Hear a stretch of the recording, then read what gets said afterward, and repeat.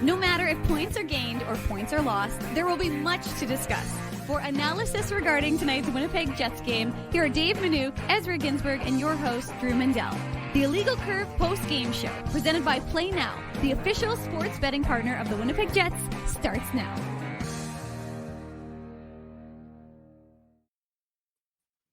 Good afternoon, Winnipeg, or late afternoon, Winnipeg. Good early evening, Manitoba. And for all those joining us live here on the Illegal Curve post-game show, we welcome you to another Jets victory, the 11th of 12 this season. This is becoming, I don't think Jets fans are going to get tired of this because the winning is different each and every game, Connor. So let's kick things off. I'm Dave Manouk.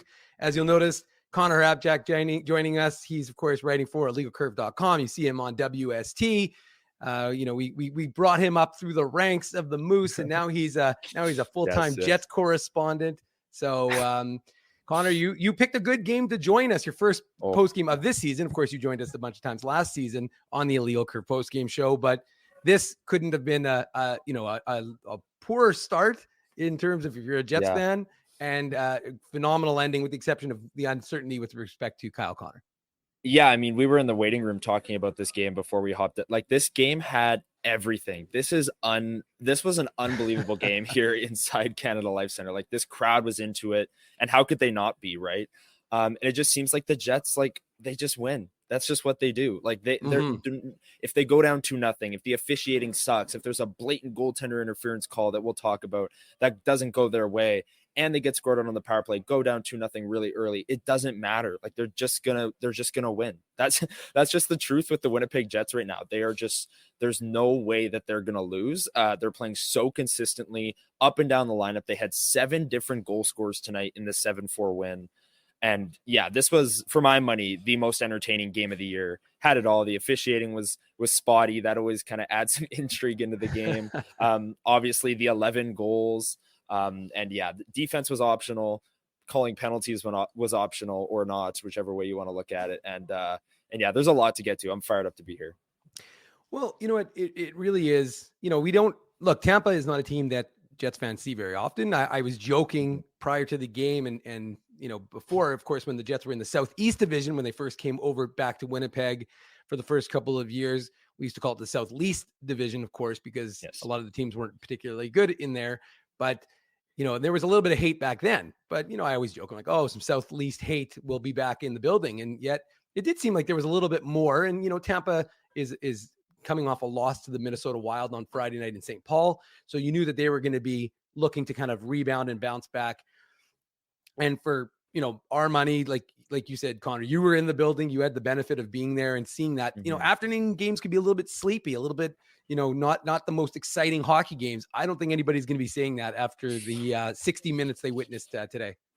Yeah, that game truly had it all. And this crowd, I got to give it to them. Like, they were into it right from the start. I mean, they were all over the refs, of course, but with the swings of the game, you could feel the swings in the crowd. It was really, really awesome. So a great crowd here, like you said, these afternoon, especially the Sunday games. The matinees can get kind of sleepy, but this game was the complete opposite of that. And I've got a ton of notes here, so many different angles to attack this game from.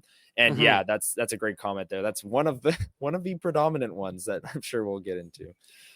Well, let's maybe because we're going to hear from head coach Scott Arniel. We'll go into the Matt Frost Media Center. We'll hear from him before we kind of start to break it down goal by goal on the Play Now game recap. But just maybe what were your kind of thoughts coming into tonight's game, Connor? Because I know you guys, of course, did your WST show this morning at 9:00. Yes. But what were your thoughts on tonight's game, and then just kind of your takeaways, if you will, from the total effort today? Well, it's a playoff opponent, right? And that's what Jacob Stoller and I talked about this morning on WST Sunday Live. Thank you, C-Mac. Appreciate it. That the Jets, despite their great start and, make hay while the sun's still shining. I think that was, Niederreiter that said that. They'd only played two playoff opponents from last year going into this year. Tampa Bay, a playoff opponent. I know Braden Point goes out with an injury in the first period, so they're not at full strength from that point forward. But this was a test for the Jets. And coming off of that little 2-game road trip, coming home for a 4-game homestand, the strength of competition is really going to ramp up here, starting with today's game against Tampa. Utah, they've had some injuries, but they're pretty up and down. And then you get Colorado and Dallas, the class of the Central Division over the last couple of years, to end off this homestand. So that's the angle we attacked it from. They're playing a playoff opponent. How will the Jets kind of rise up to the challenge? And I got to say, like, they had the pushback, they had the battle, they went down 2-0. There was a spotty goalie interference call, and they were able to fight through it all. And my main takeaway from this game is what I said right off the top. Like, the Jets, you go into every game right now thinking, yeah, they're just going to win. Like, they're just going to find a way, whether it's 2-1 in overtime, whether it's 7-4 against the Tampa Bay Lightning. Like, they're just going to find a way. This team is playing so consistently up and down the lineup that they're really a joy to watch right now, because they're giving effort, and the fans in this building could see that right from the jump, and that carried through right to the end of the game. They never stopped battling, and they were rewarded for it with 7 goals. And we won't mention the fourth line too much, but I this comment I'm going to highlight because I think it's one we've talked about, throughout the course of the last few games and whatnot, is that even though they're not getting rewarded with goals, although Alex Iafallo scored on the power play, not 5-on-5, but even though they're not getting rewarded, they're still doing so many positive things. And that's what we talked about on our show yesterday on the Illegal Curve Hockey Show on Saturday morning, Connor, because, and I know you watched it, so I'm just going to refresh it in your memory. But one of the things that we talked about was just this idea that, because Drew had asked me, is it possible to remove anybody from that, just to get David Gustafsson into the lineup or something like that? And I said, well, how can you? They're playing so well. They're controlling their minutes. Their analytics are fantastic. So what are you going to do? You're going to remove a guy just for the sake of removing a guy? Doesn't make a lot of sense. And then you see what these guys did today.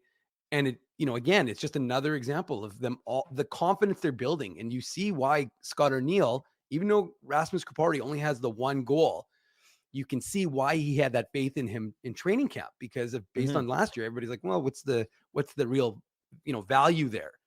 But they really seem to like what they've got, and him having sort of that rope, that leash, and again, that's the benefit of winning 11 of your 12 games, is that you get a little bit more.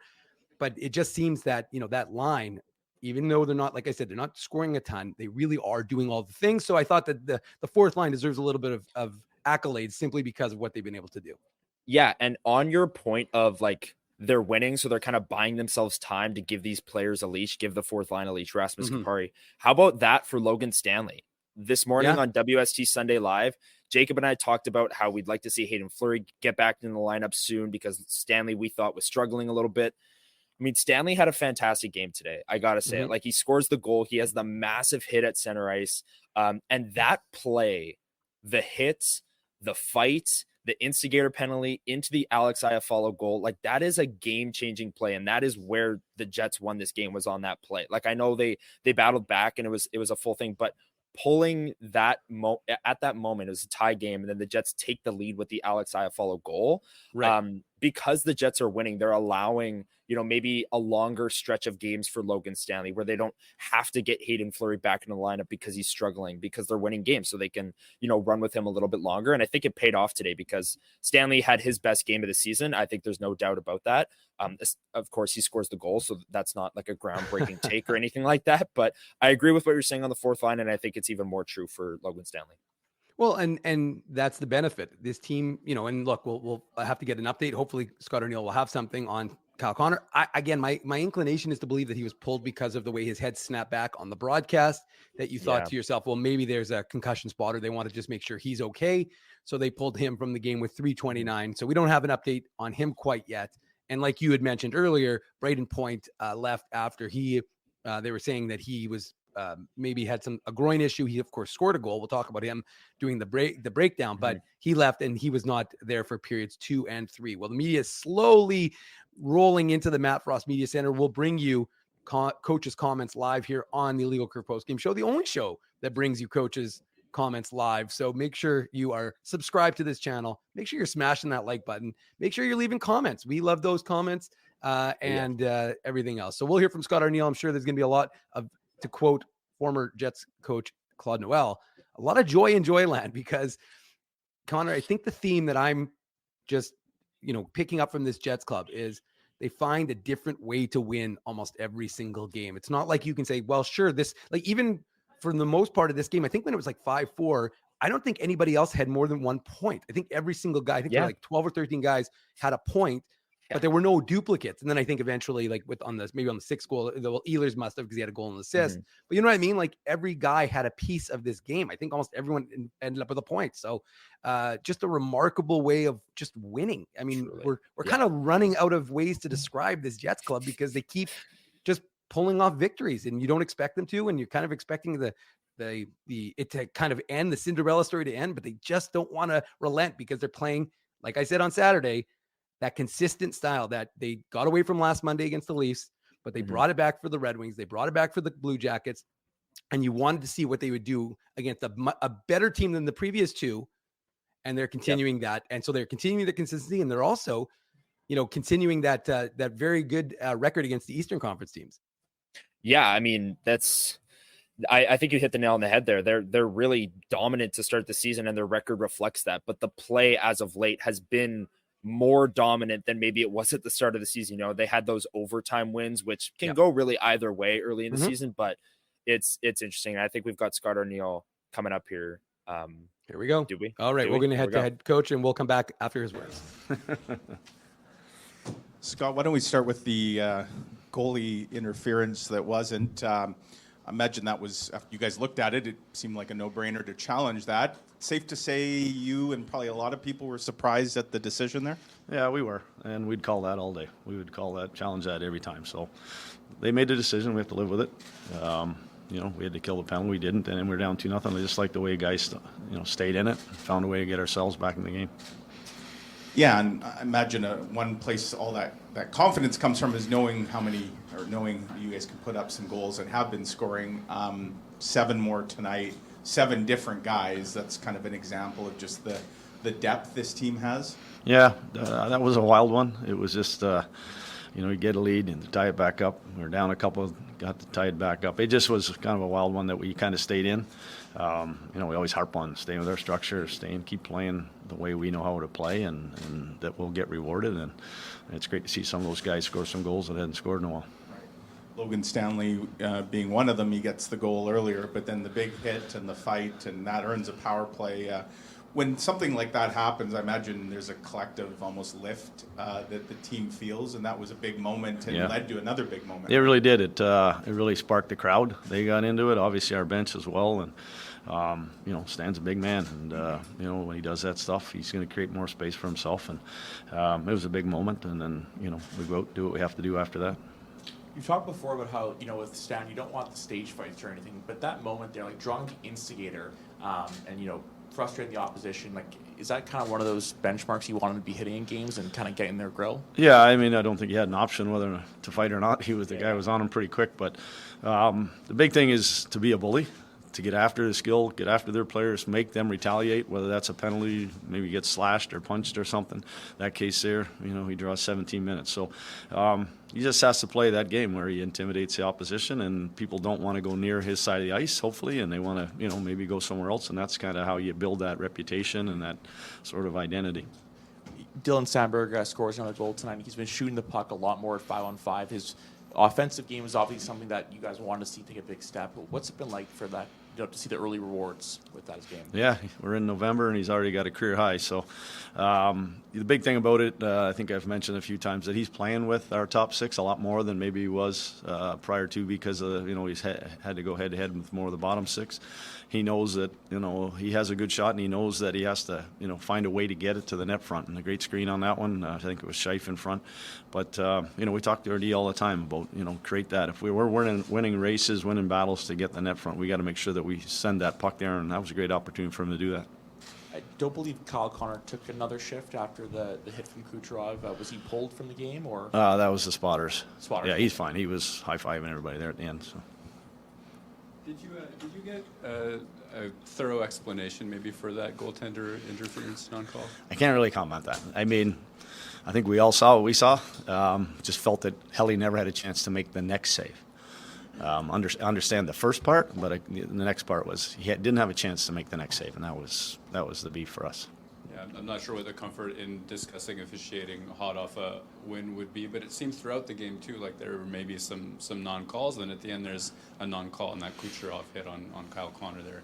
Maybe I'll just ask, in that particular play, what did you see, and did you think that should have been a call? Yeah, I mean, I thought it. I went back and looked at it. He got him from behind, but it was Casey was engaged with one of their defensemen, and I think he ended up hitting his head right on his head or shoulder or whatever, and that was the kind of the dangerous part of it. But you know what? Over the course of 82 games, they're going to go your way, where you're getting lots of opportunities, power play. You're going to go other nights where you're not drawing calls, but you got to play. That's the stuff you got to kind of. I know that was at the end of the game, but the stuff earlier, I thought we did a good job of putting it behind us and just moving on and taking care of business.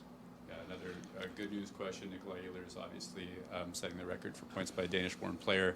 What can you say about that accomplishment? Yeah, I mean, that's his career. Obviously, he's a goal scorer, and they got off to a slow start, that line, and now they're up and running. Now he's feeling pretty good about himself, and I think the biggest thing for me on that play is that we lost the faceoff, and Perfetti jumped one D, he jumped the other D, and got possession, turned it over, made a great play to Stan, and to me, that's the second effort. That's the kind of buying into, playing without the puck, and that led to that. And for him, I'm sure as a countryman there, I think is it Franson, or I mean that's another great player, and proud moment for him.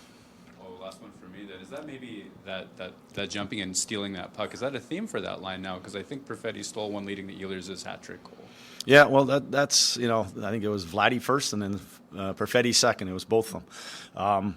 To me, that's our mindset, is when we don't have it, go get it. I've kind of been talking about that, whether it's in our end of the rink or the offensive end. And if you can pressure defenders to make a play faster than they want to, like Fly did tonight, that's the hard work part that pays off. What did you think of the execution on the 2-on-1, like the Scheifele-Velarde goal there? Yeah, it was pretty textbook. Obviously, those guys can make those kind of plays. I thought obviously it was a big time to score that goal. But I do have to give a shout out to KC on the shorthanded one where Mo broke his stick, how hard KC came back on that one. Obviously Helly made a big stop, but KC came the distance, and we got ourselves back. So those are all the second effort things that we talk about that make a difference in a game. Just one more for me. I'm curious, the missed call or the challenge that went the other way, down 2-0. It almost seemed to wake the bench up in a way, and momentum shifted there. As a coach, seeing that the tempo was increased, the shot volume and all that, what was that for you to see their response immediately from that point? Yeah, we really hadn't got into the game yet. I think that sometimes when you come home, we talked about the Toronto game. We never got into that first period. I just thought it's kind of the circumstances got forced us into that game, being down 2-0 fairly quickly. And I just went back and got to work. I think we spent 4, maybe 5 continuous shifts in their end of the rink before we scored. And that's kind of the mentality. You can't worry about kind of what's in behind you. You got to move forward. And I like the fact that we put that 2-0 behind us and got after them. Thanks. Thank you.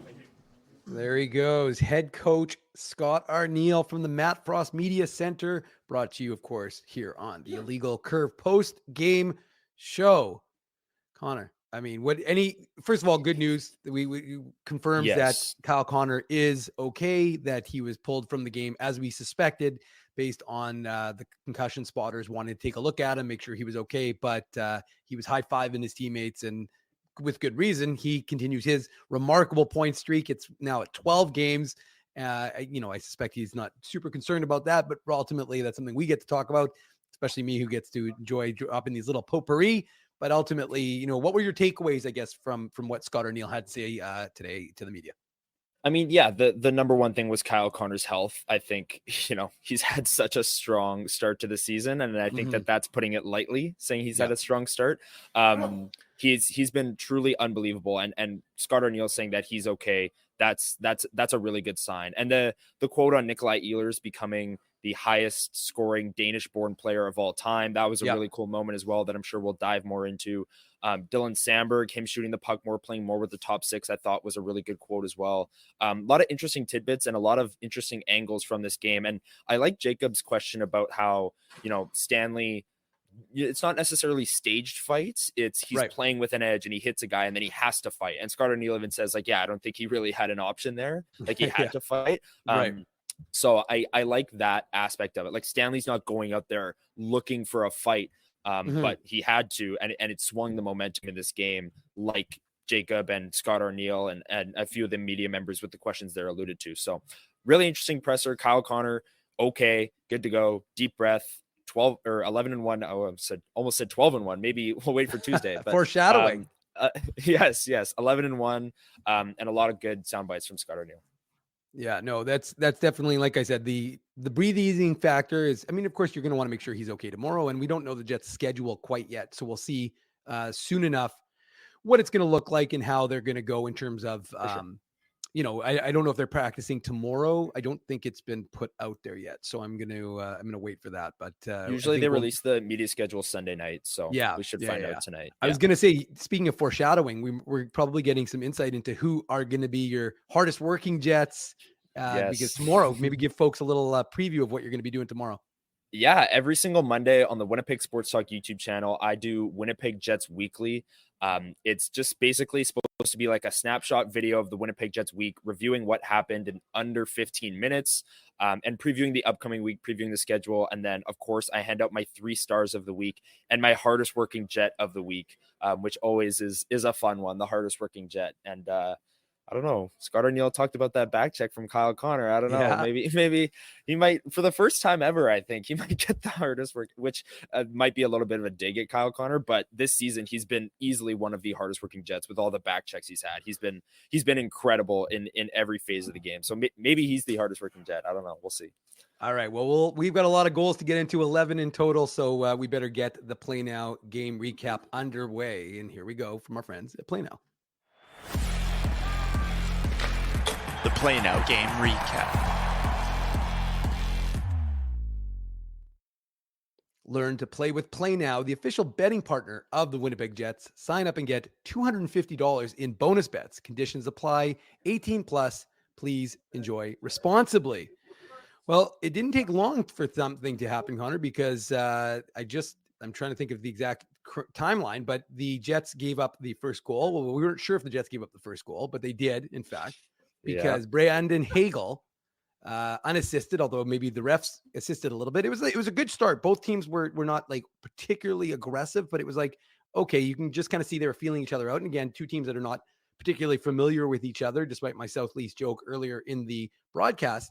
But this is a Jets team, that is feeling good about their game, but at the same time that they want to have a good start to the game. They don't want to have a good, home stand, because this is 4 games. Again, this is the one Eastern team, and then they're going to play 3 against the Central. But ultimately, this is you want to start off well. You want to start things off well. They don't. And now, got to give a shout out to Strathclair, Manitoba's Connor Geekie. He's playing his first game in Winnipeg as an NHLer. Of course, folks who followed the Winnipeg Ice would have been very familiar with Connor Geekie, but this is his first time playing in an NHL game in his home province. So very cool for the Geekie family. And he is instrumental in that first play because he is, using his big frame in the crease. He hits the pad of Connor Hellebuck. And I'm just going to read for everyone what the NHL's ruling was, so you can determine what you think. But this is video review determined that no goaltender interference infractions occurred as Connor Geekie made a play on a loose puck in the crease prior to Brandon Hagel's goal.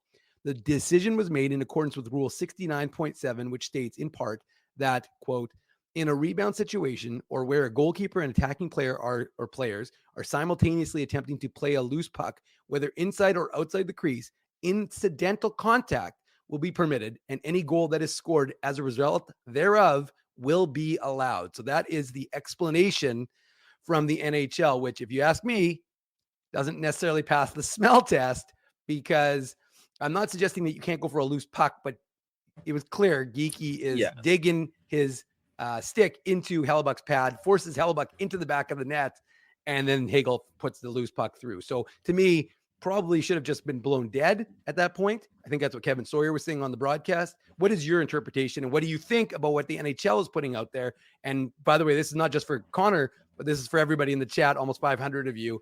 And remember, by the way, smash the like button and let us know what you think. Yeah, let us know in the chat below. This was really, really interesting. I mean, live in full speed, like when it happened, I thought it was goaltender interference, not for the pushing of the leg of Connor Hellebuck, But for the fact that Connor Geeky like fell onto Connor Hellebuck, which like you can't make a save when a player literally falls on top of you. But then watching the replay and hearing the NHL's explanation, I think I actually have more of an issue with the stick push now because like people are saying, you're bringing up all these comments. That's not really incidental, or maybe it's like accidentally on purpose that he pushes the leg of Connor Hellebuck, and he doesn't just push the leg of Connor Hellebuck. He drives him back into the net and then falls on top of him. So I initially thought this was goaltender interference. They reviewed it. I saw the replay. I thought for sure this is goaltender interference. And then I just left more confused than I am ever with goaltender interference, because he pushes the pad of Connor Hellebuck, which we've seen called goaltender interference before, and then falls into Connor Hellebuck, which we've also seen called goaltender interference before. But since he was playing the puck, it was all good. Like I don't really buy that really. And the stick push of Connor Hellebuck's leg driving him back into the net. Sure, maybe he's trying to make a play on the puck, but that's not what happens. He pushes Connor Hellebuck into the net. It's like, oh, I tried to hit the guy in the chest, but I ended up hitting him in the head. Are you going to give him a penalty for hitting him in the head? No. Or yes, because you hit the guy in the head. Like it's what you're trying to do versus what actually happens. You can try and make a play on the puck, but if you miss and you drive the goalie into the net with your stick, that's goaltender interference, in my opinion.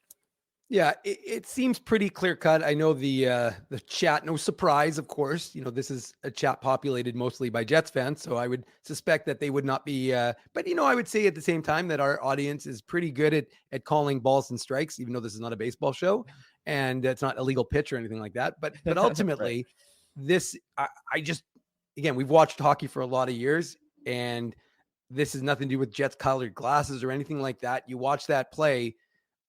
It's hard. Look, even Chuck Hellebuck came off the bench and was a little dad angry on Twitter about the play itself. Now, is there anything else that you kind of saw when the goal transpired, or is this just one of those, you know, that everybody thinks that or is naturally expecting the whistle to go? Nobody knows where the puck is, with the exception of Hagel, and he's left alone to put that into the empty net. Yeah, I think it's just a chaotic net front scramble. And I want to bring up this comment from Patrick here, who says calls have been reversed for far less interference than the first goal tonight. And that's I think a good point here, is like, that was a chaotic net front scramble. Yes, this comment right there, where Connor Hellebuck gets his leg driven back into the net and gets fallen on top of, and it's not goaltender interference. But then you'll turn on a game tonight, watching on the couch, you'll turn on a game and some guy will like graze the goalie as he passes through the crease, and that'll be goaltender. Like it's just so inconsistent. It's unbelievable. And really the goal itself, I think it's just, you know, like you said, the Jets, and I think even some Tampa Bay players, after they crashed the crease, just kind of quit on the play. No one knew where the puck was. There was no whistle. It was just kind of like, what's going on here? Brandon Hagel gets the puck, fires it home. And then it all turned to the review, and like Connor Hellebuck's sitting there with Connor Geeky on top of him with his hands up. Like, what am I supposed to do here? And yeah, Chuck Hellebuck, that was funny. Hopped on Twitter and said, there's no way, after seeing this review, there's no way. Come on. That's a terrible call, but I have to agree with him. Well, the call does not get reversed, which means the Jets find themselves down 1-0. And like I said, that was 7 minutes into the game, 8 minutes into the game. Sorry, no, that was actually 6:49 into the game. And then what happens, because they get the failed challenge, is that now they have to send a man to the box and they have to kill a penalty for losing the coach's challenge. So they lose the coach's challenge, and the PK is been, you know, like I said, it started off, okay. Then it got real hot, up to 4th in the NHL. Now it's kind of slipped down to about 15th, I believe, somewhere in the midpoint. Of course, not red hot like the power play, but you know, this is a very good Tampa team. You know, like, this is, regardless if there's no Steven Stamkos, they've still got a very good team. They go to the power play, and suddenly Braden Point, you know, it's funny because we had the coach John Goins on our show a couple weeks ago, and then I know you wrote about the Jets power play, but one of the people that is always referenced by everyone is Braden Point, and how good he is in the bumper position or pop or whatever you want to call it. Yeah, I was gonna say the Jets call it the pop, but the point is that he's just so good there. And you know, him and Kucherov have played together for so many years. They have that connectivity, and you know, Kucherov puts it right to Point, and Point doesn't even take a second to release it and fire past Connor Hellebuck. So what did you see on the goal that made it 2-0 for the Lightning? I saw Nikita Kucherov being a really special player. I mean, like that the patience that he has from that spot on the wall, he's one of the best power play threats in the league, no doubt. His ability to kind of outweight, I'm not sure if it was Logan Stanley or Dylan Sandberg who was right in front of him that he kind of slid the puck through, but his ability to like kind of draw that defender out and then just like slither the puck through to Braden Point, who, like you said, is probably the best player. Him, Sam Reinhart, some of these guys, Patrice Bergeron before he retired, like some of the best players we've ever seen in that pop bumper position. And Kucherov's ability to make those passes, Braden Point's ability to play that position, like this is why Tampa Bay has a top 5 power play year in and year out, and we saw it on that goal. And Nikita Kucherov, very, very fun player to watch because he's just so cerebral, makes these ridiculous passes, and then when he's on the power play working that half wall, he just makes passes that you don't even think are there, and it's something to behold. And that was one of those passes where I didn't think Braden Point was open. He kind of has his back turned to Nikita Kucherov, like he's not even in a really good spot. But he's able to fire that one home, and Jets are quickly down 2-0 after the review that we talked about, and then the power play goal. Well, and you know, Connor, one of the things I want to talk to you about is just that idea of the momentum, what that can do to a hockey team, and what, and, you know, because in the normal course, not this Jets team, so I wouldn't suggest this Jets team, but sometimes you'd be like, all right, fine, you know, even though it's only 2-0, Tampa's a good team, so you're thinking that they're going to be able to protect it, but that could be that could really disarm a team, that can really, you know, destroy them, if you will, and instead, but the Jets aren't fragile by any stretch of the imagination. They've shown that they can be down in hockey games, not by multiple goals. It's one of the, I guess, testaments to them is that they haven't gone down very much this season. They've given up the first goal, I should say, but they haven't gone down by multiple goals throughout the course of the season. So they haven't had to fight back too much. But I would say previously that this team, I wouldn't call them like fragile. I don't think that's the right term either, but they were, you know, there was a little bit of apathy would creep in. And I just thought that this team, you know, and I think it was Jacob who asked Scott Arneal the question about what it did to the bench. And I kind of felt the same way. I kind of felt like it woke the crowd up. The crowd was pissed. Yes. And and you were there, so you can kind of fill us in on what it was like inside the building, or you're still there. So technically but I would imagine the crowd is fans, not though. No fans. Yeah. But from your perspective, what was it like? What did you see? What did you feel watching the bench and reaction to being down 2-0? Oh, the bench was livid. The Jets bench was like incensed at the call. Like that was unbelievable. And then the review, and it was a quick review. Like, I don't know, that review was pretty quick for how like controversial of a play I think it was.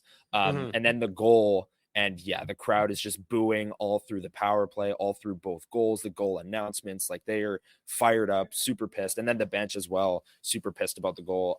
So it was a really, really, you know, wake up moment in this game. Cause like you said, the first couple minutes, both teams had some chances. It was whatever. But then that happened and kind of all hell broke loose because the Jets were to kind of get that momentum from the crowd and really push things in that first period. Yeah, and so the Jets are down 2-0, and you're thinking, okay, well here, you know, what are they going to do? What's going to be the reaction? Like you said, can they take that energy that they're going to get from their crowd and build on it? And I thought they had a really good couple of shifts. There were a couple of good momentum twists that they kind of forced the play back into the Lightning zone. And again, don't get me wrong, they weren't being dominated by Tampa Bay, but I just thought that they gained momentum in an unexpected manner, because it's very easy for Tampa to be like, hey, great, we're up 2-0, not expected to be, but sure, let's do it. And instead it's the Jets who are pushing, and, you know, they get back into it. And who else? No surprise, the man who's got 12 assists in 12 games for the Winnipeg Jets, Josh Morrissey. But I really like the work of the Nemesnikov, Perfetti, and Ehlers line before this goal. That I just thought they did a really good job in the Tampa zone, cycling after the puck, retrieving pucks. And then sure enough, you know, Josh Morrissey is the beneficiary of a bad play by Tampa. And you can say, well, a lot of things about Josh Morrissey, but his vision is world class. And I don't know if it's 2010 or 2020 or whatever the standard is, the gold standard is for vision, Connor. But maybe I won't ask you with your glasses on, but the point is, Josh Morrissey has no problems. He made a beautiful pass to Vlad Nemesnikov, who gets his third goal of the season to cut the lead in half for the Jets.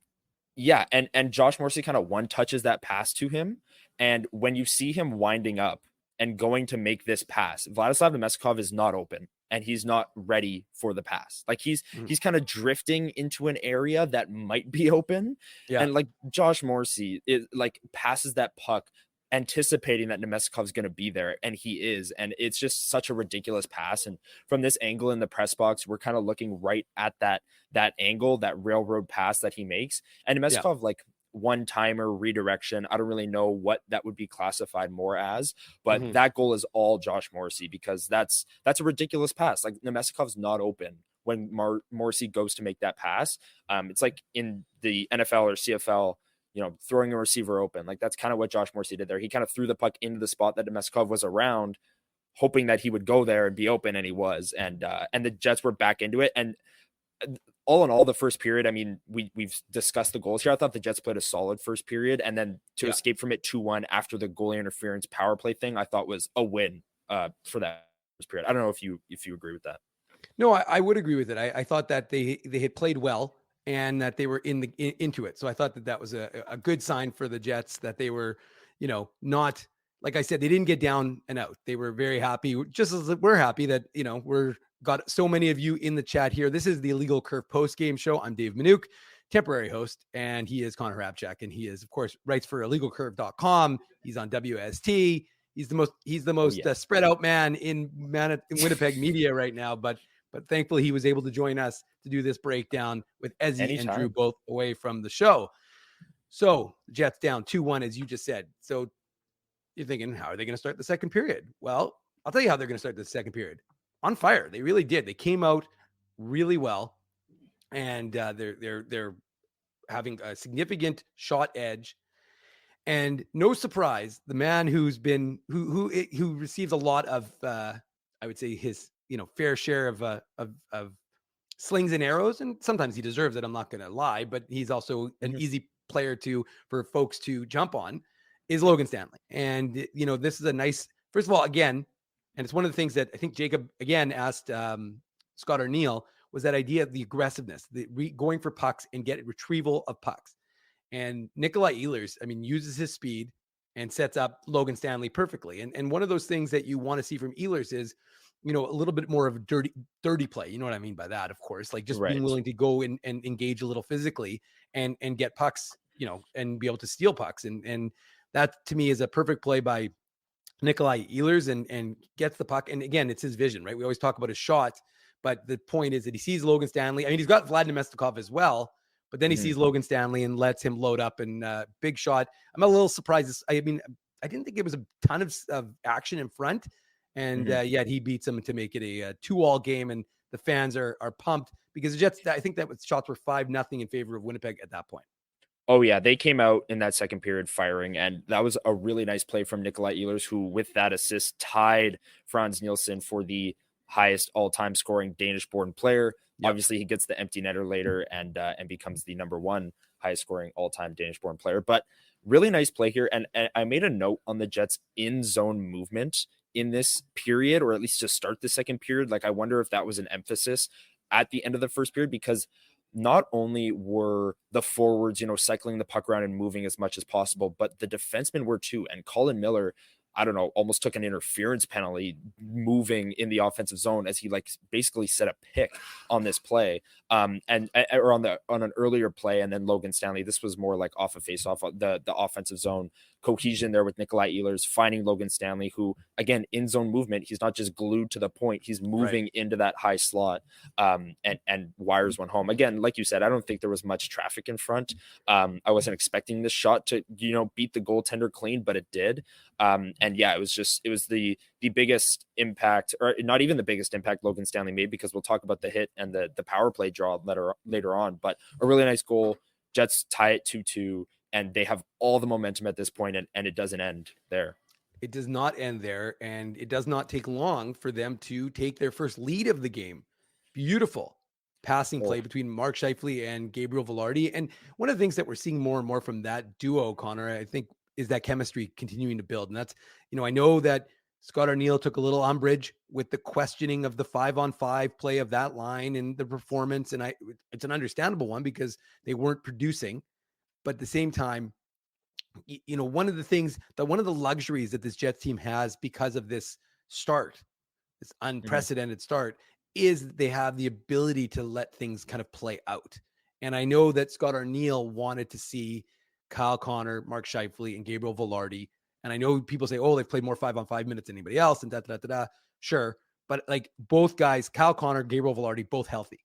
And that's what I think he wanted to see, was how would the three of them, when all three are healthy, how would they play? And, this again, it's a good play because the Jets aren't passive. Right? I mean, it's a terrible play defensively because you can't afford to give up that puck.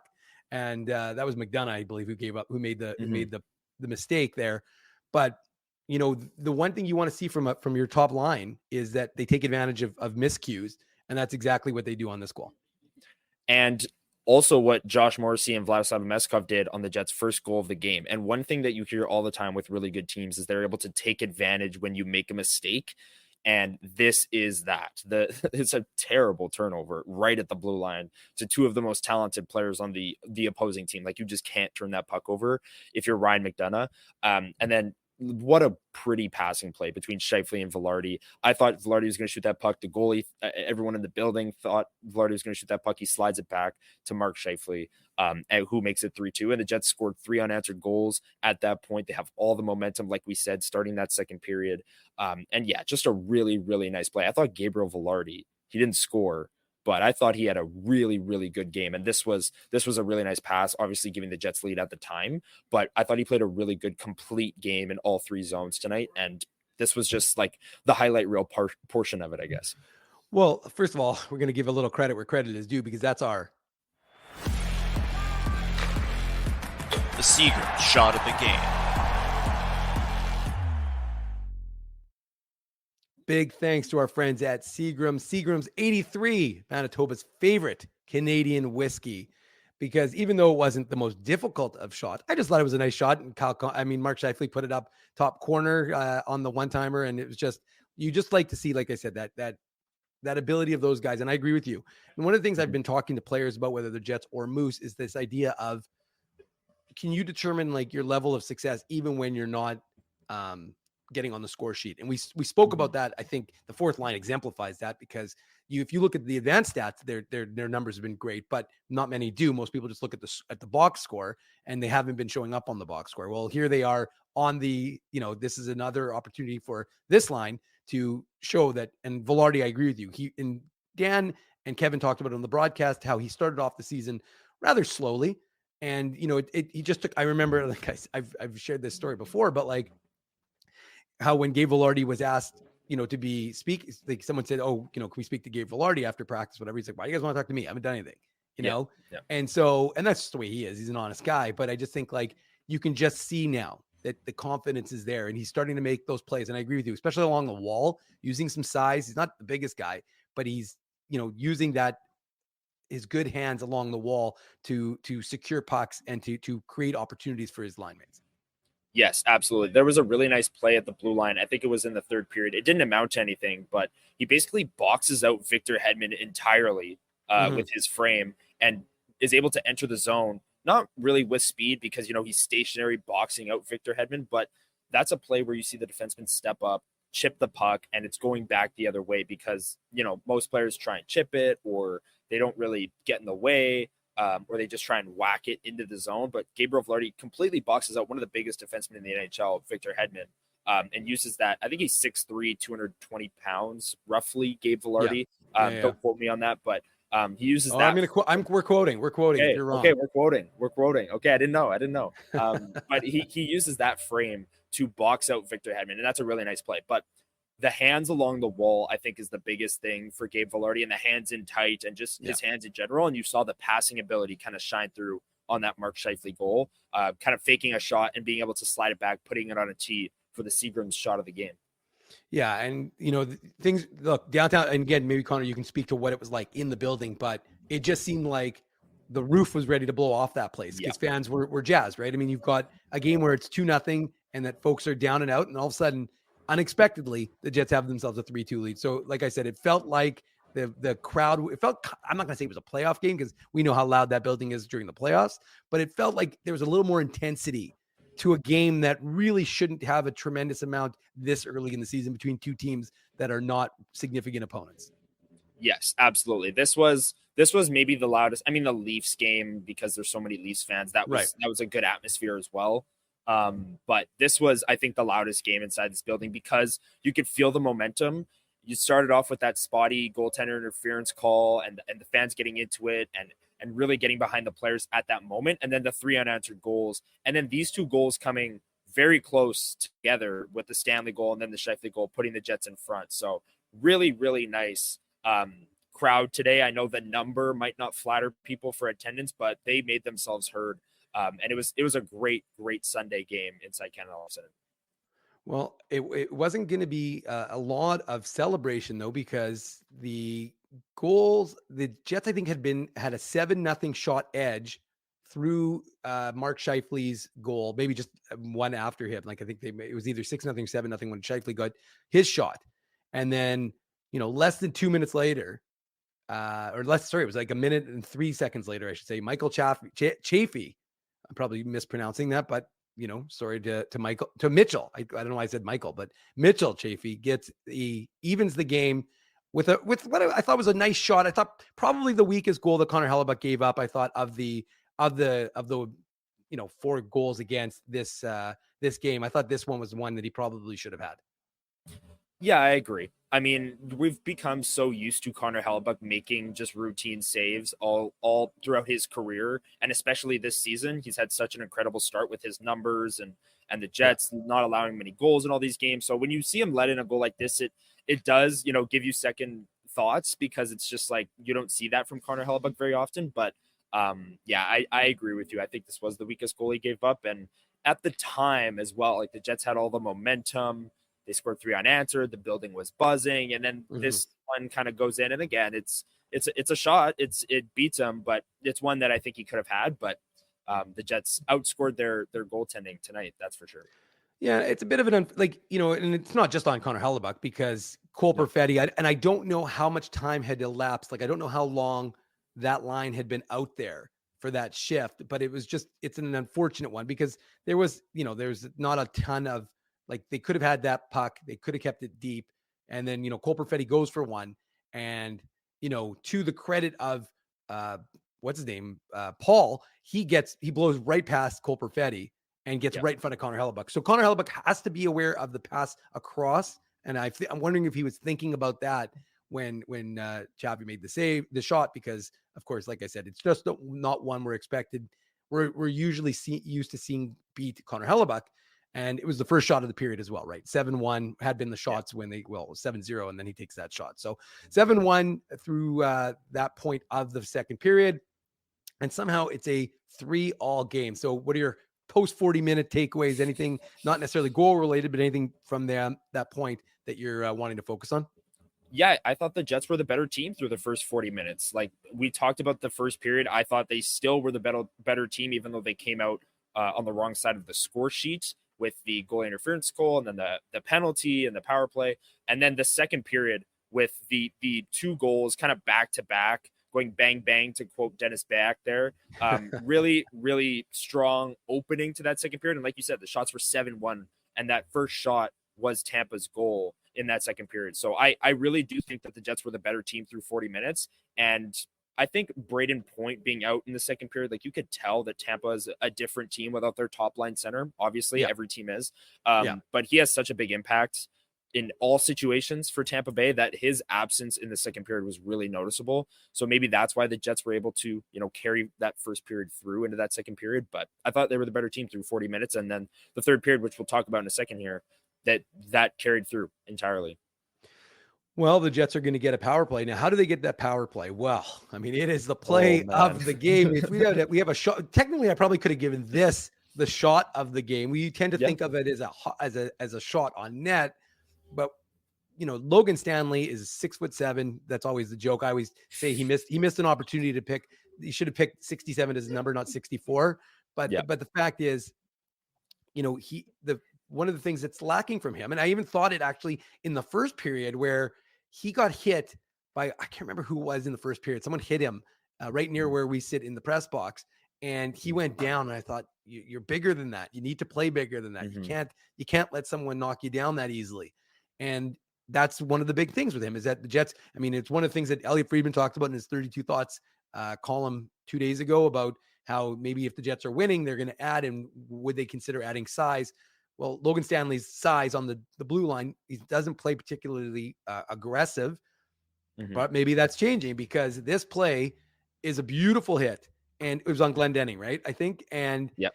the truth is, and it's something I lament all the time. Like, I understand guys want to defend their teammates and come to their but it's an open ice hit. That's a perfectly legal hit. The truth is, if you want Yes. to be mad at anyone, be mad at your defenseman for setting your guy up for that to get smoked. But like, it's just unfortunate that anytime there's a good hit in hockey anymore, you have to answer the bell for it. And good on Logan Stanley. I like how Scott Arniel basically said, well, he didn't really have a choice. He kind of had to answer the bell there, because he's Gergensen's right in his face right away. But it's just an unfortunate reality of hockey now that you can't have a good hit that doesn't have to be answered, because that's just a good, clean, open ice hit. Nothing shoulder to shoulder, nothing dirty about it. And he just look, he's 6'7", 230 pounds. He walloped the guy. Yes, that was a massive hit, and it was a game-changing play, right? And I agree with everything you're saying on the fighting after a clean hit. I think it's ridiculous.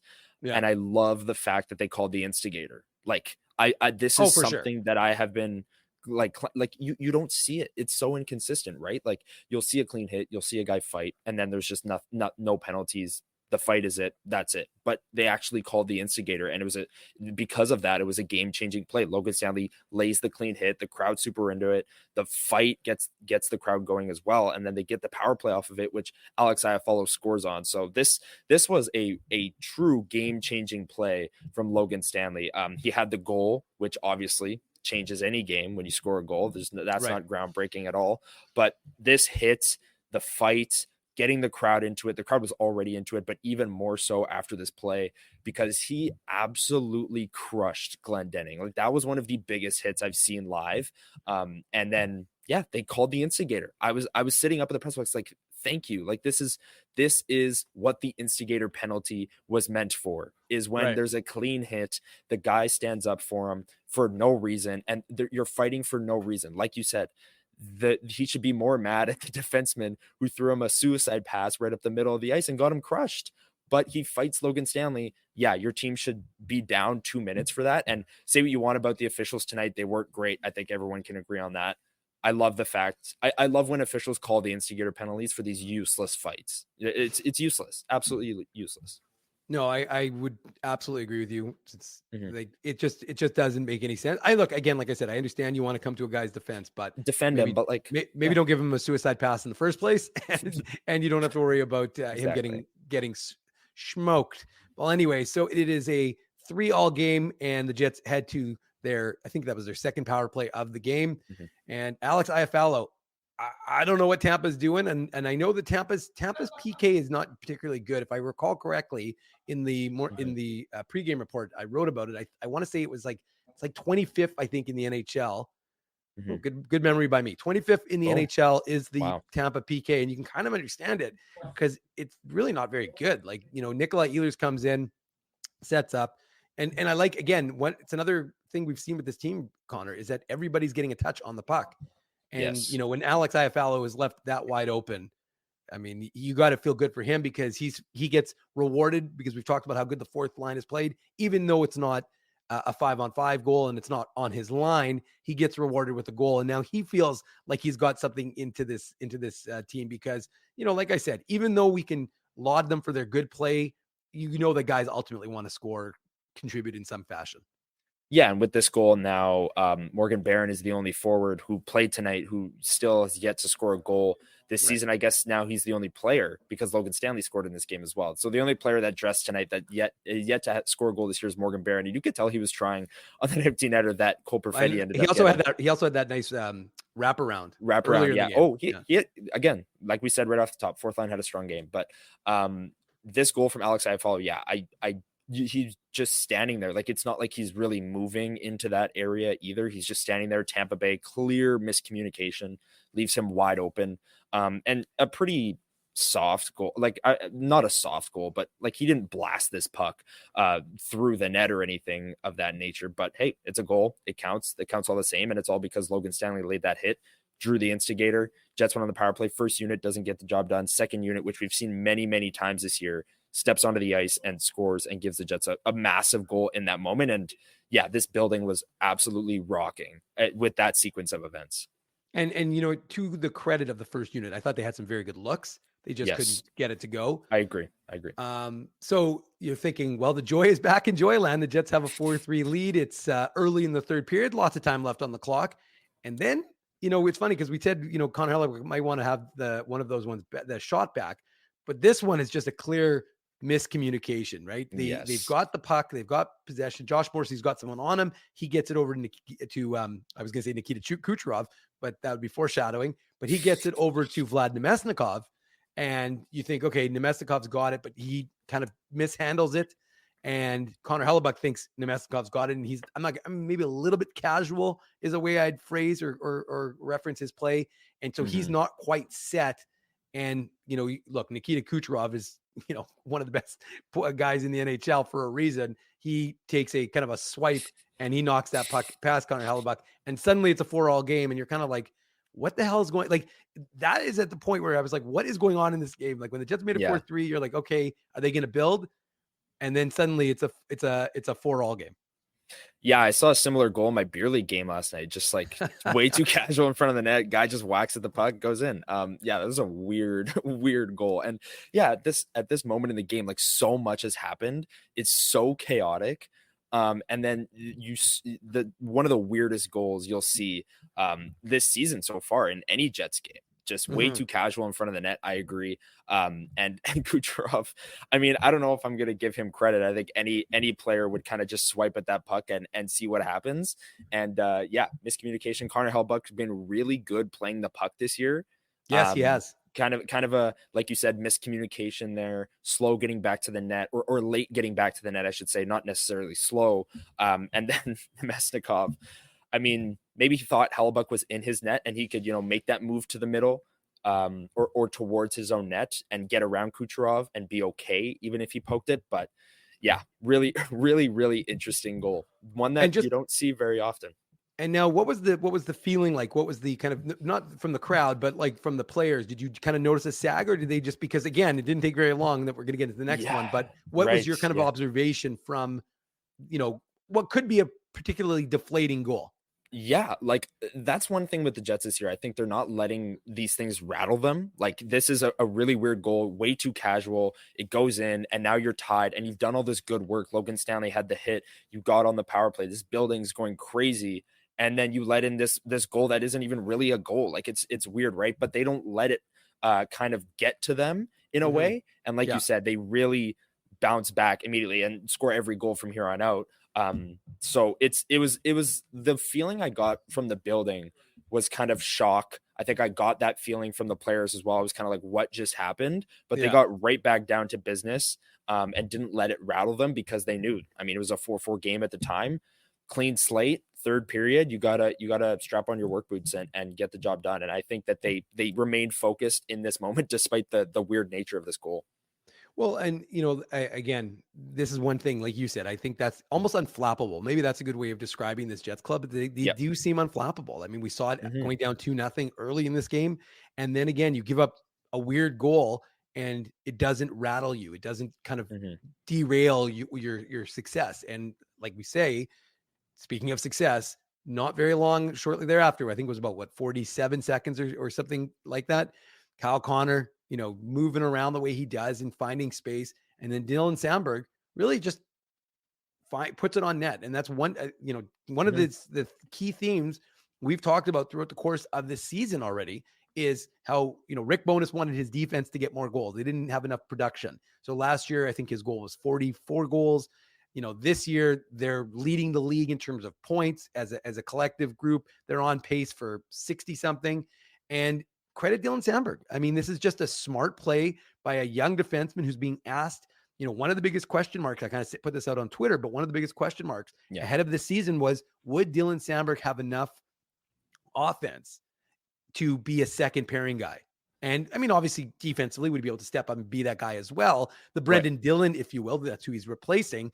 And I will point out, even though it's early in the season, things could change. But Dylan Sandberg, 3 goals in 12 games. Brendan Dillon, 0 goals in, I think, 14 games. So, the Jets kind of dodged a bullet there. But regardless, I mean, it's early. There's still a lot of season to go. Yes. But you just wanted to see, would he be able to do that? And actually, Dylan Sandberg, no, I don't think anybody asked.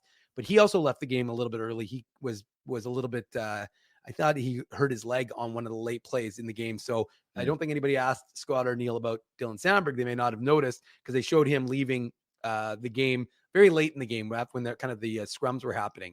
Okay. So I'm not sure exactly what happened with Sandberg, but maybe someone in the chat, if they noticed what happened, you can put it in the chat and we'll highlight that comment.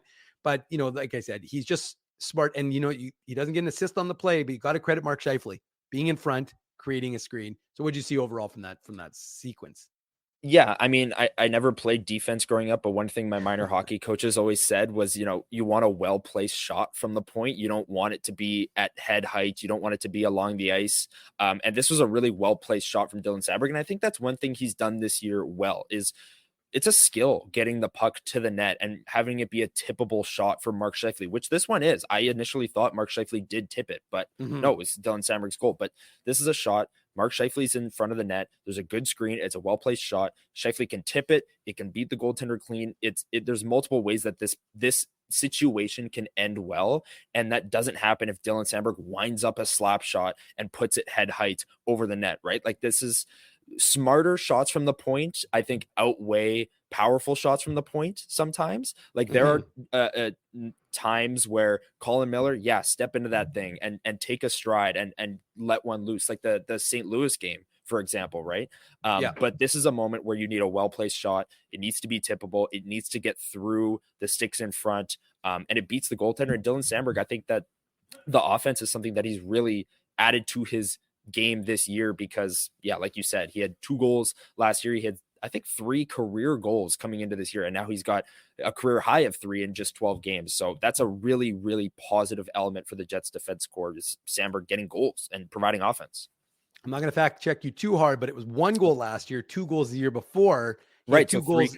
3 career goals. You're right about that. He had 3 career goals, 2 goals in 63 games 2 years ago. But again, he's eclipsed his career high, now set a new career high, 3 goals in 12 games. So he's got, it's a pace of 20 goals. I'm not sure he's going to get there, but the Jets won't complain if he gets, somewhere between 5 and 10 goals on the season. I suspect they'll take that rather happily. And look, there were chances to add to the lead. Mason Appleton gets that breakaway, uses his legs, the save is made, and you're like, okay, it's only a 1-goal game.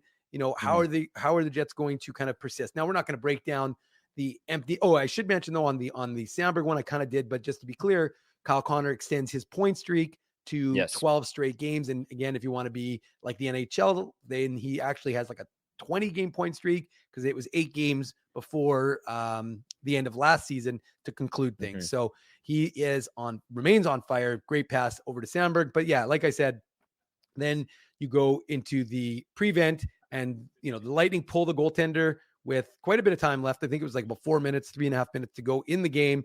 And then sure enough, Nikolai Ehlers, he finishes it off. And the reason why we'll mention it is because, as you said, Connor, it's a achievement. He becomes the leading points getter for all time for Danish players, passing Franz Nielsen. Franz Nielsen, by the way, who had 473 points, which is what Ehlers now has 474. But when he tied him, Franz Nielsen did it in 925 games, whereas Nikolai Ehlers did it in 617 games. And then, of course, he eclipses that with the goal to make him the all-time leading points getter for Danish players. Pretty remarkable achievement for the Jets. 2014, was he the 14th overall pick? No, higher. Was he ninth? Ninth. Yeah, ninth. Okay, 9th overall pick. Yeah, I was like 14. Whoa, I was there. I was in Philadelphia. I remember talking to him, but I don't remember. You didn't go that low. Come on. No, it was the ninth. He was the ninth. Yeah, there you go. No, but what, like, we get so caught up in the day to day with this team as well. Like, oh, thank you, Jack Tunes. Appreciate that. we get so caught up in the day-to-day of this team. Nikolai Ehlers' contract year, will he get traded? Will he stay? Will the Jets extend him? Yada, yada. But truth is, he's put up a really solid career with the Winnipeg Jets up to this point. Like you said, 9th overall pick way back when. And yes, he's been, passed over. I guess is a good way to put it in terms of power play time and maybe even strength minutes over the years. But this year, he has absolutely taken the opportunity on that top line power play. And after the first 3 games, a little bit more ice time at even strength as well. Like we had that whole debate, who's the second line? Well, since the first 4 games of the season, the Ehlers line has been the second line. It was just kind of that opening season shock that the Lowry line was playing more than them. But since then, the Ehlers line, I didn't look tonight, so I don't know about tonight's game. But since then, the Ehlers line has been the second line, especially when the Jets are on the road and they don't control the matchups. He's getting more minutes than the Lowry line. He's on the top line power play. He's had an incredible start to the season. And he's been a huge reason for that power play success in that pop position, moving around, lots of puck and player movement on that power play. He obviously likes to move around, likes to make things happen. So I've been really, really impressed with Nikolai Ehlers this season, and congrats to him on being the highest scoring Danish-born player of all time. That's an incredible achievement for him. And big shout out to the chat because they keep us informed sometimes. So just to give you a heads up and to clarify what I said about Dylan Sandberg, so I saw Greg say that Dylan Sandberg did a post-game interview with Sarah, which obviously, if that's the case, means he's fine. And then I saw someone, Phyllis, was asking a question about why did he get a misconduct. So sure enough, I went and checked and I hadn't gotten low enough on the stat sheet to see that Dylan Sandberg actually got a misconduct with a minute and a half to go. So that was the reason why he and Brandon Hagel had nice work, chat. Nice work. Each got exactly. So big shout out to the chat. I was here. I didn't catch it. Like I saw Dylan Sandberg get interviewed by Sarah Lesky. I just missed it, I guess. Right. But the point is that and again, like we didn't know either on the like watching the broadcast. It seemed like he was leaving. Why, we weren't sure. But anyways, there you go. Now there's the answer. So good news with respect to him. Good news with respect to Kyle Connor. In case you missed that, Scott Arneal, we've got that available on our YouTube channel, which is where you can find all the interviews with Jets and Moose players. So make sure you're subscribing to the Illegal Curve Hockey YouTube channel. But Scott Arneal clarified that Kyle Connor was pulled from the game because of the spotters, obviously based on the way his head hit one of the Tampa players. And so he said he was fine. So that's good news for them. And just to finish things off, the Jets get it done again into the empty net. Josh Morrissey picks up story. I didn't realize Josh Morrissey got his 13th assist because he sets up Cole Perfetti, who gets his 4th goal of the year, and it makes it a 7-4 game. And the party is on. They're singing Sweet Caroline at the CLC. So there was a festive atmosphere once folks realized that this game was in the bag. Yeah, this building was fantastic. The atmosphere in here all night long obviously starts with that goalie interference call and everyone getting on the refs and the officiating throughout. I mean, I made a lot of notes here on my notebook of some missed calls, let's say. Like Velarde got tripped, I think 3 or 4 times and only got called once. There was actually a sequence in the third period. It was hilarious. Someone got brought down behind the net and everyone was booing because it looked like a trip. And then Velarde got tripped like seconds later, but he hit the ice harder. Like you could hear the smack of him hitting the ice and his stick hitting the ice, where the first one, the guy just kind of like fell over and then the ref called it. So it was like, okay, they both got tripped. One guy hit the ice harder, so we'll call that one. Like, I don't know. It was, I'm sure the chat has been firing off their referee takes all night long because it was inconsistent, to say the least. And that's the only consistent thing sometimes about NHL officiating is the inconsistency. So this was a really, really fun game. I think my favorite game of the year so far from an entertainment perspective. Jets 7-4 wins, 7 different goal scorers, Ehlers making history, some really gorgeous goals in this game as well, especially the Seagram shot of the game, the Scheifele one from Velarde. Just a really great game all around with tons of storylines, and glad to hear, of course, that Kyle Connor's okay. Yeah, in analytics, we trust. Just so Connor just gave you the heads up that Scott Arneal confirmed that Kyle Connor was fine. So Kyle Connor's fine. Dylan Sandberg got a misconduct. That's the reason why he left early. And it seems like the Jets came through. And it's funny because there was a play where Vlad Domestikov's stick was held and there was no call. So yeah, you're right, Connor. There was a lot left to be desired. Okay, so though that one, so funny because everyone's mad about the missed call, which is like blatant, like the puck's sitting there and Domestikov's dragging this stick trying to get away, but it's being held, and then the puck goes up the wall. defenseman throws a suicide pass, and Logan Stanley absolutely crushes. Like, that was the sequence of events. So the crowd was super mad about the missed call. And then it went from like super mad to like, oh my goodness, what is happening? Because Logan Stanley nails the guy. There's a fight, then a power play, then a goal. Like, I even forgot about that Nemesnikov play because of what happened right after. And the crowd went from angry to very happy in a matter of seconds with that hit. So the swings in this game, like emotionally, from the crowd, from the players, it had it all, and it was incredible. It was a great game. It had it all, and we've had it all. That's the breakdown of this hockey game. The Jets win 7-4. This is, of course, brought to you by our friends at Play Now. But what a remarkable hockey game! 11 goals we had to get through. We still got some more show to come. We're still going to show up on the other end of the break. Connor, share some final thoughts and maybe talk about the NHL, AHL, whatever. We'll talk about the week that's coming up. We'll talk about what you've got coming up for the website and, of course, for WST. So let's hear from our commercial sponsors. This is the Illegal Curve post-game show. I'm Dave Minuk.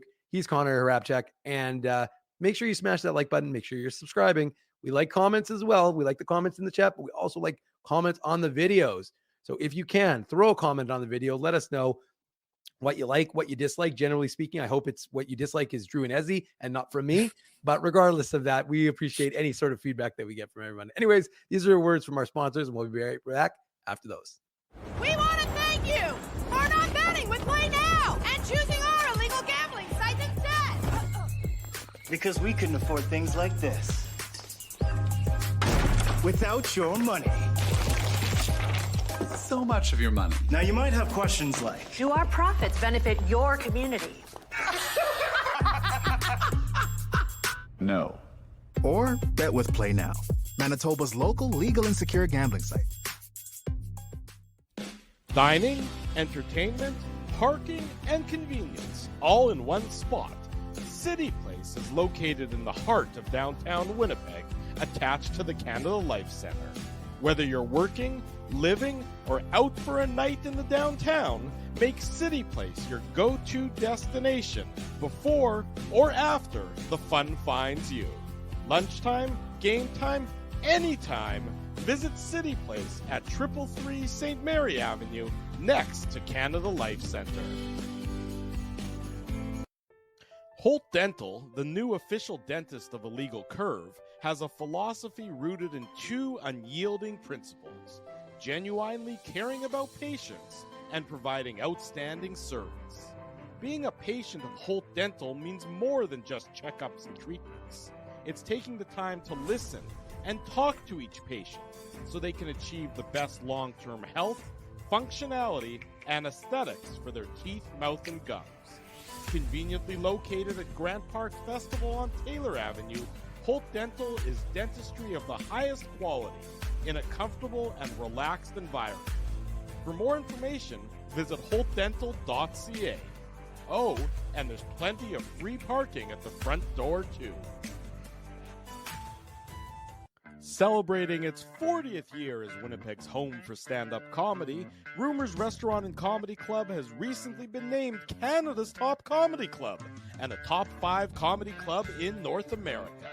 From birthday parties to date nights to fundraisers and everything in between, Rumors is your destination for the best and most affordable live entertainment Winnipeg has to offer. For more information on upcoming shows, Rumors' incredible promotions, and to purchase tickets, visit rumorscomedyclub.com. So you're a pizza person, you married a wing person, but somehow your kids are salad people. You can't pick your fam, but you can pick your BP meal deal. Starting from $18.99 for takeout or delivery at bostonpizza.com. Welcome back to the Illegal Curve post-game show. Connor, we are, I'm a little tired, 11 goals. Been a lot of broadcasts this weekend. Friday night show, Illegal Curve post-game show. Saturday morning, Illegal Curve hockey show. You had a show this morning on Sunday for WST. And now, of course, another Illegal Curve post-game show. Maybe just finish off with some final thoughts on the Jets, an 11-win team out of 12 games. Just a remarkable performance. What we're seeing, a team that just doesn't seem to be slowing down. We know they've got some stiff competition coming up. Well, Central Division competition in Utah, Colorado, and Dallas. maybe just some of your thoughts to close things out of this weekend's series. Absolutely. I'm going to start with what I said right off the top of the show, which is this team is just like finding ways to win might not be the right way to put it, but they're just winning. Like whether it's a 2-1 game in overtime, whether it's 7-4, I don't know if that's necessarily finding a way to win because they deserve to win. Like I think finding a way to win kind of gets associated with, okay, they should have lost, but they somehow won. Right. But all that to say, the Jets are just absolutely rolling right now. They're a wagon. They're the best team in the league. And it's getting to a point where you just kind of shrug at the strength of schedule. I mean, like if they won 4 straight games against 4 teams that are really bad and didn't make the playoffs last year, like Chicago, San Jose, say they played Chicago and San Jose twice each in a 4-game stretch, beat them both, then yeah, strength of schedule. But we're at a point now where we are 12 games into the season. They've lost 1 hockey game. And yes, their stiffer competition is ahead of them, but they have built themselves such a cushion at the start of this season with an 8-game winning streak, a 3-game winning streak which is still rolling. Like this is as good of a start as you could have possibly scripted for the Winnipeg Jets this year. A lot of people talked about the free agent acquisitions that left in free agency, Tyler Toffoli, Sean Monahan, Brendan Dillon, Lauren Brossoit, and how those would have an impact. But this team they return the same from last year. They have the cohesion. Maybe they have that chemistry jump on everyone else in the NHL at the start of the year. Maybe that's playing a factor. But they did it against a playoff team today. I know they didn't have Braden Point for 2 periods, but they rose to the challenge. They went down 2-0 on a bogus goaltender interference call, fought through it, scored 7 goals, 7 different goal scorers. The depth, like there's so many good angles to take with the Winnipeg Jets right now. And it's truly unbelievable to watch just how consistent they are night in and night out as they continue to just beat whatever team they're playing that night. Well, kudos to Comet. I appreciate the shout out for that, but kudos to you.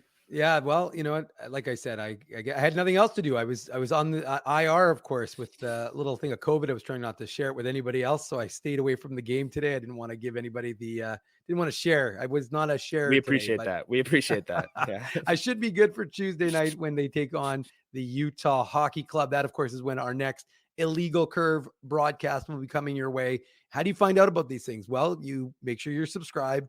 You make sure you're following. You make sure you're dropping likes, leaving comments. We know Phyllis does. Phyllis always forces people to like us, and she also forces people to leave comments. She leaves comments. Yeah. We'd like you to also leave comments. Let us know what you like. And I'm not going to be too preachy, but hey, if you can, maybe go get a poppy. There's my poppy there. You're wearing your poppy, show some support. So hard to find. Yeah, well, that's good. Maybe I went to I guess, yeah, but I went to like 2 different grocery stores and a Tim's, and I thought like all of those places would have had it, but then the 3rd grocery store I went to had it. So I was like, okay, there we go. Well, make sure you got your poppy on. Remembrance Day is coming up, and so we want to honor those who have sacrificed for us and allowed us to live in the greatest country in the world. So show your I'm not going to tell you what to do. I would just recommend, if you want to wear a poppy. That would be nice. That's all I'm going to say. But that would be appreciated. And well, Connor, I don't like to do this, but if Ezzy's not here, well, Ezzy would be fine with me doing this. Drew, not so much. And we've gone an hour and 17. I wasn't expecting to go this long. There were a lot of goals, but I'll be quick, because we got to give you guys one. Put on your antlers. It's time for the Minute Moose Minute on the Illegal Curve Hockey Show. There we go. There's not really much to talk about, of course, because the Moose got swept this weekend by a very good Milwaukee team. And so that's one of those unfortunate. They played a decent game yesterday. They fell in both. The special teams were the difference. They just couldn't score. They had, I think, 6 chances yesterday. Couldn't get anything going on the power play. The last power play was only about 37 seconds because it was right at the end of the game. But, they continued to try and press. Dominic DiVincentis, you like what you're seeing from this young goaltender. He wasn't expected to be in that role, but he's looking good. And like I said, no Elias Salamonson. And who else was missing yesterday? Well, Chaz Lucius, we didn't expect him to play because it's a back-to-back. And then Zhilkin, Danny Zhilkin. So I wasn't. So actually, Connor, you were there. Sorry, it's funny. I'm actually giving a Minute Moose Minute. I'm like, wait a second, I wasn't there. I had COVID. I was on the shelf, but you were in the press box. So you know what, Connor? Please let it be Harabchak Minute Moose minute. Yeah, don't mind if I do. Yeah, it was interesting. My takeaway from the weekend is that Milwaukee's a really good team, and they really always have been in the 3-4 years that I've been following the Moose a little bit more closely. Milwaukee's always been good. They've got super good structure. The Moose, like you said, couldn't score on the power play. Elias Salomonsson was sick on the Saturday, which is why he missed that game. And the other two players, I'm not sure, but I only asked about Salomonsson. Liz Hood and I were down here doing some research for the next WST deep dive, which will be Salomonsson. Talked to Mark Morrison after the game, some players. So it was a great to be down at the Moose game. Missed you, Dave, with the COVID on the shelf, but yeah, Milwaukee, really good team, and the Moose unable to overcome their power play woes on the weekend. Yeah. But DiVincentis looked really good. I've been really impressed with his game so far this year. Looked really good. Well, I'm having a little bit of FOMO right now. Like, I'm feeling inadequate. I'm like, oh man, why am I even talking about the Moose? Because it dawned on me. I'm like, I mean, obviously I watched the game. I watched it remotely, but I was just like, wait a second. Connor was at the game. Why am I talking about this? I'm gonna pass the conch over to Connor and let him. Busy weekend. Yeah, this was a busy weekend. But you took in the game. You got a chance to see it. And look, it's always better when you get a chance to see guys live. You see what they do away from the puck versus just watching what, again, when I'm watching at home, you're seeing what the camera is following, which is with the puck, but you be able to be able to see what the guys are doing away from the puck is critical, especially for younger guys to see what they're doing. So good for you that you got a chance to check that out. And like I said, there's going to be a lot of WST content for you coming up starting tomorrow. I'm sure you're, keeping you a little bit longer is killing you because you got to do recaps. You got to do this. You got to do 3 next day takeaways, hopefully. And you got WST. Yeah. So we'll see if you have room for everything. Hopefully you do. Oh yeah. It's been a lot of fun. So any final thoughts, Connor, before we say goodbye to everybody in the chat? Yeah. Thanks for having me. I hope people check out the article that I'll drop tomorrow after every single game, except for 2 this year, I think so far, but the next day takeaways, always a blast writing those. And I don't know, I'm going to have 13 thoughts from this game. There's just too many. But that's going to come out tomorrow morning. We don't put a limit on it. If you want to do more than 3, we call it next day takeaways, 3 thoughts, but we could do next day takeaways, 10 thoughts, 20, whatever you want 20, it to be. 30, 40. No, I'm kidding. But also tomorrow morning, Winnipeg Jets Weekly. Check it out on the Winnipeg Sports Talk YouTube channel. Every single Monday. Love putting that together every week. It's a fun little recap of the week that was, previewing the upcoming week. So it's fun. And thanks for having me on. Really appreciate it. This was a blast.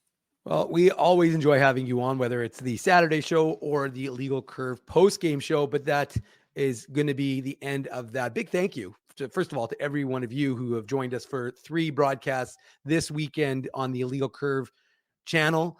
And a big thank you to all of our sponsors of Illegal Curve who make the post-game show, who make the Saturday show, and the website illegalcurve.com a possibility. They are in no particular order: Rumors Restaurant and Comedy Club, Play Now, Holt Dental, Boston Pizza, City Place, and Seagram's. Support these fine businesses because of their continued support of Illegal Curve Hockey. You'll next hear from us on Illegal Curve. You'll have me, Ezzy, and Drew. The trio are back in business Tuesday night. Nice. Well, we'll see. As of right now, that's the plan. It may end up being different, but as of right now, it will be the 3 of us. And looking forward to it. We're going to have, of course, great Jets and Moose content coming your way, obviously, on illegalcurve.com. We'll have whatever the schedule looks like. We'll have coverage of anything that's coming up on the website tomorrow. And of course, we'll have stuff from the morning skate on Tuesday when we get to see Utah for the first time ever in the building. So a lot of excitement, a lot to look forward to. It's been a great weekend. Not for the Moose so much, but it was a great weekend for the Jets. We've got everything on illegalcurve.com. So if you missed anything, you can always watch this broadcast, and you can always watch our, we've got coaches stuff, everything on YouTube. But it's probably time to wrap it up, have some dinner, get some work, get started on some more work, and say goodnight to everyone. So thanks very much for joining us. We appreciate you joining it. I'm Dave Minuk. He's Connor Rabchak. And this has been the Illegal Curve post-game show brought to you by our friends at Play Now. Jets win 7-4 to improve to 11-1-0 on the season, the class of the NHL. We'll see what happens on Tuesday night. Stay tuned. Enjoy the rest of your weekend. We'll talk to you later. Thanks for listening to this broadcast from Illegal Curve Hockey. For more great Illegal Curve content, subscribe to the Illegal Curve YouTube channel, follow @Illegal Curve on Twitter, Facebook, and Instagram, and visit your online home for hockey in Winnipeg, illegalcurve.com.